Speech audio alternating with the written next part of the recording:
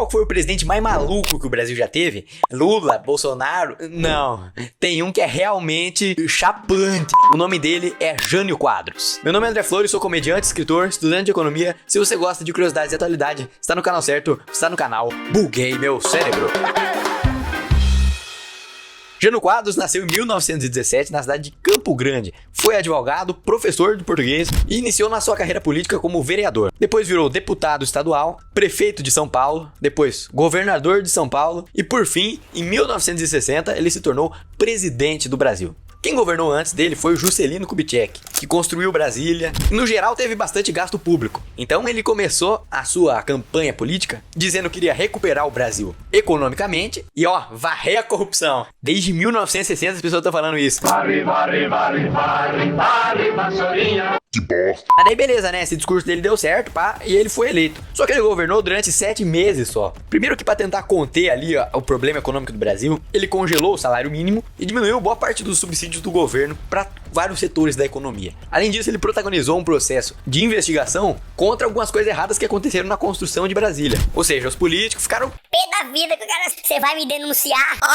Enfim, acho que eles não fizeram isso, né? Tá, mas até aí tá normal, né? Sim. O problema começa agora.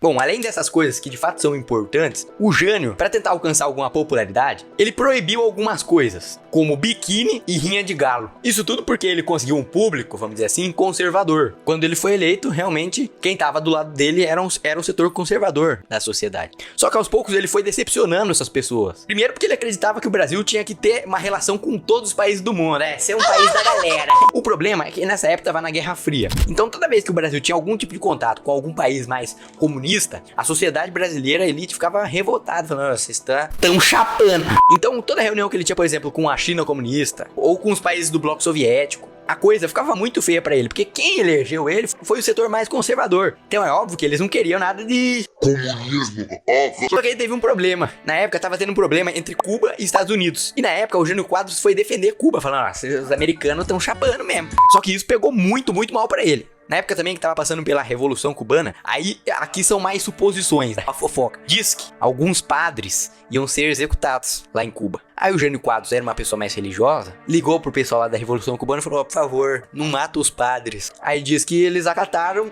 pouparam a vida dos padres. E por conta disso, o Jânio Quadros ficou muito feliz. Falou, bom, vou agradecer aqui o Che Guevara. Chamou ele pro Brasil e deu uma medalha de honra pra ele. Aí tá de sacanagem. A coisa saiu do controle. Os militares passaram a odiar ele. A elite brasileira, principalmente, mais ainda, era chamado de traidor, de tudo que você imaginar. E aí ele pensou o seguinte, bom, já que nós estamos nessa situação, o que eu vou fazer? Eu vou renunciar. Só que a ideia dele, o segundo os historiadores, era renunciar para que a população pedisse pra que ele voltasse e ficasse no poder. Como assim, velho? O cara é maluco. Eu tô falando pra você... Não, mas é o seguinte. É que o vice dele era o João Goulart. Só que o João Goulart, a sociedade da época, achava o João Goulart muito radical. Porque na época era eleito separado o presidente e o vice-presidente. Então você votava pro vice e votava pra quem que você queira que seja o presidente mesmo. Ele defendia coisas como as famosas reformas de base, que eram reformas econômicas no país pra ajudar as pessoas mais pobres. Só que isso era visto como uma coisa muito radical, é claro, né? Então por isso que o Jânio Quadros pensou o seguinte, bom, se o meu vice é o João Goulart, que é pior que eu, os caras odeiam mais que eu, o que eu vou fazer? Vou renunciar, que daí os caras pedem pra eu ficar.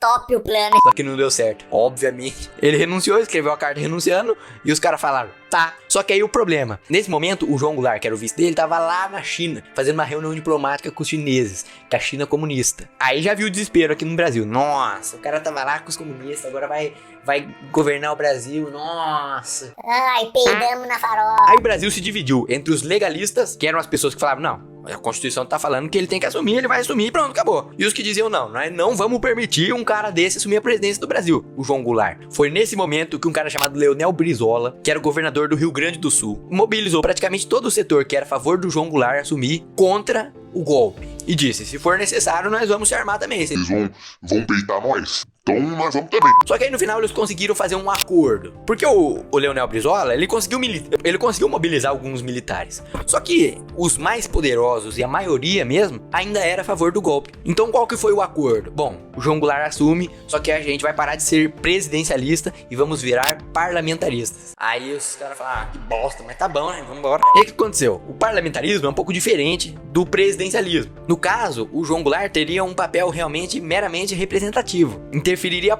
muito menos no governo do que se fosse um regime realmente presidencialista. Porque, sendo um regime parlamentarista, quem governa de fato é o parlamento e um primeiro-ministro, no caso. Então é isso que eu falo. É foda. Mas não adiantou nada. Mesmo com toda essa negociação para que o Brasil virasse parlamentarista, 3 anos depois, em 1964, o Brasil levou um golpe militar e aconteceu tudo o que aconteceu. Ou seja, foram 3 anos tentando negociar, mas falaram, se João Goulart aí, sai fora. Me intervi e aí virou o que aconteceu. Tamo junto, rapaziada. Esse foi o vídeo, espero que vocês tenham gostado. Vamos descer do Jaime.